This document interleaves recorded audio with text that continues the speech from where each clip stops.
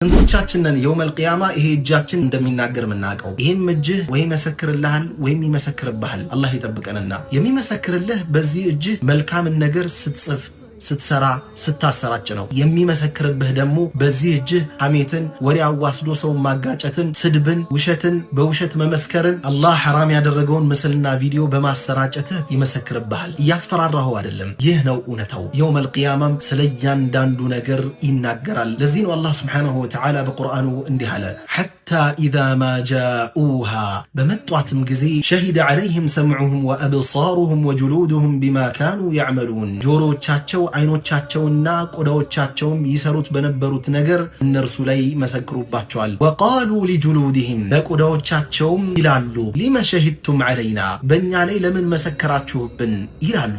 ቃሉ ይሏቸዋል አንጠቀነ አላሁ አለዚ አንጠቀ ኩለ ሸይ ያ አንዳቹን ነገር ሁሉ ያናገረው አላህ አናገረን። ወሁወ ኸለቀኩም አወለ መራ እርሱም በመጀመሪያ ጊዜ ፈጠራችሁ። ወኢለይህ ቱርጀዑን ወደ እርሱም ትመለሳላችሁ ይሏቸዋል። ስለዚህ ወንድም እህቶቼ በዚህ እጃችን የውመል ቂያማ የሚያስደስተን ነገር እንጂ አናደርግበት።